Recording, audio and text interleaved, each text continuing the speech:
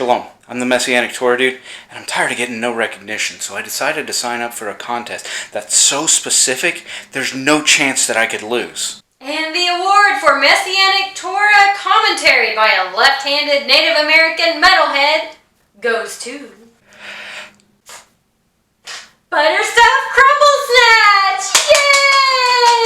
Yay! What? The guy who played Sherlock? Lights go down when we hit the stage. The harder that the crowd begins to raise. The people in the chairs all take a stand. We're rocking and rolling for the son of man. Rocking and rolling, yeah, yeah.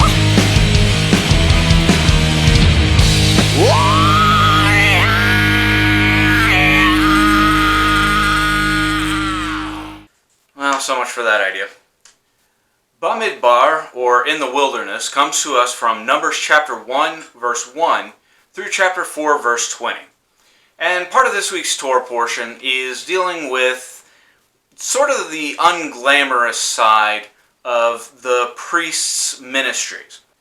In Numbers chapter 4, verses 4 through 6, it says, "This is the service of the sons of Kohath in the tent of meeting, the most holy things. When the camp is set out, Aaron and his sons shall go in and take down the veil and the screen and cover the ark of testimony with it. And they shall put on it a covering of goat skin, and spread on top of that a cloth of blue, and shall put in its poles." Now, this passage deals specifically with how the sons of Aaron, the priests, were meant to carry and pack up all of the pieces of the tabernacle and all of the implements used in the tabernacle services. Now, when we think of priests, we think of doing things like offering sacrifices, like accepting offerings, publicly ministering. We don't think of packing up and carrying things. We don't think of cleaning up the blood from the sacrifices and things like that.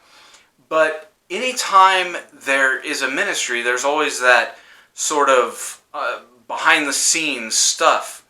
And there are those not forward-facing, not glamorous aspects of ministry.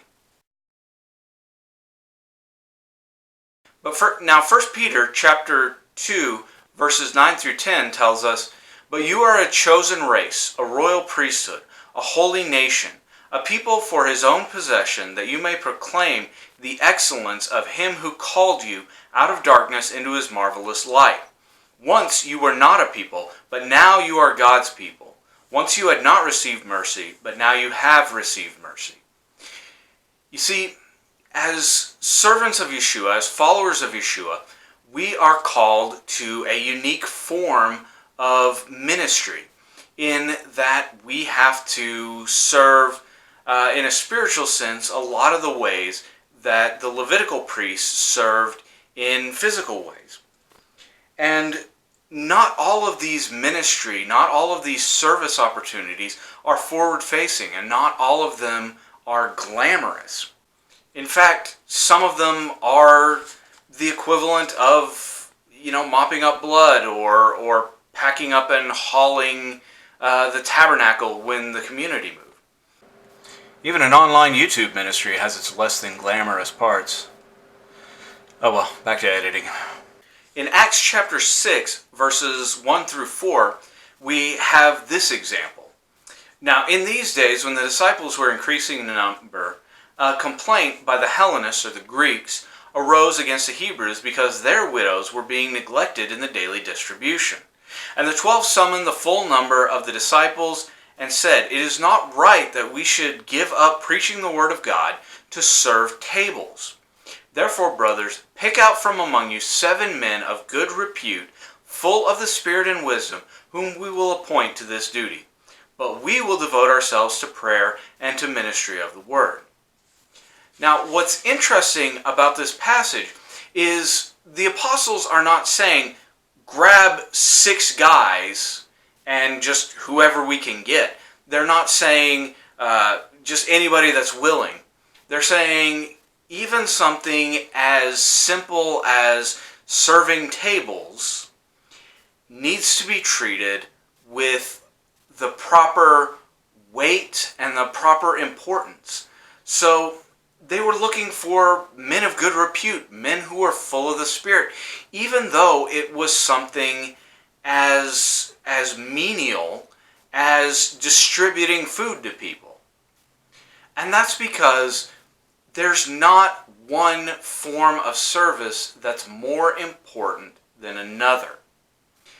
It's easy for us to say, because I'm not ministering in a public way, because I'm not up there preaching, or because I'm not teaching a class, or because I'm not leading worship, or because I'm not leading in the liturgy, or something like that. It's easy to discount the ministry that we have and the type of service that we've been called to. But the fact of the matter is, whether you've been called to preach in front of 1 million people, or whether you've been called to sweep the floors, both are equally important and both need to be treated with the same sense of urgency. In Romans chapter 12, verses 4 through 8, it says, "For as in one body we have many members, and the members do not all have the same function. So we, though we are one body in Messiah, and individually members in one another, having gifts that differ according to the grace given to us, let us use them. If prophecy, in proportion to our faith. If service, in our serving.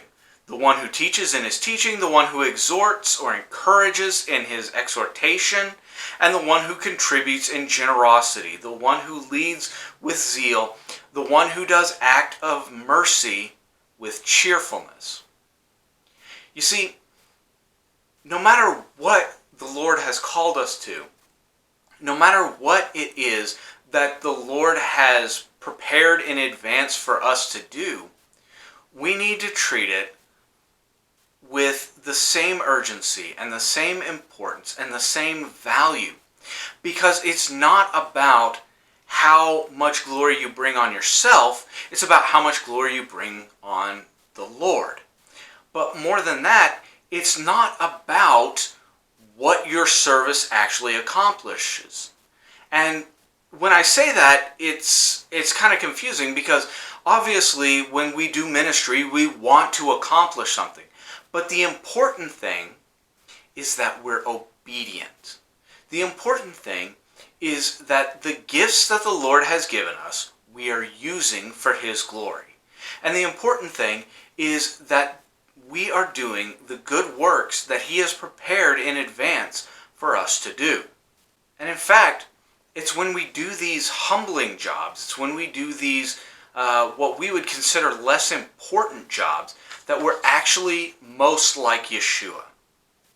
In Philippians chapter 2, verses 5 through 8, it says this, "Have this mind among yourselves, which is yours in Messiah Yeshua, who though he was in the form of God, did not count equality with God something to be grasped, but emptied himself, taking the form of a servant, being born in the likeness of men, and being found in human form, he humbled himself by becoming obedient to the point of death, even death on a cross." You see, Yeshua humbled himself in service. It's easy for us to remember the times when he was healing the sick, when he was teaching to these great multitudes. And we know that there were times when he was teaching and there would be 5,000 or 4,000 people there.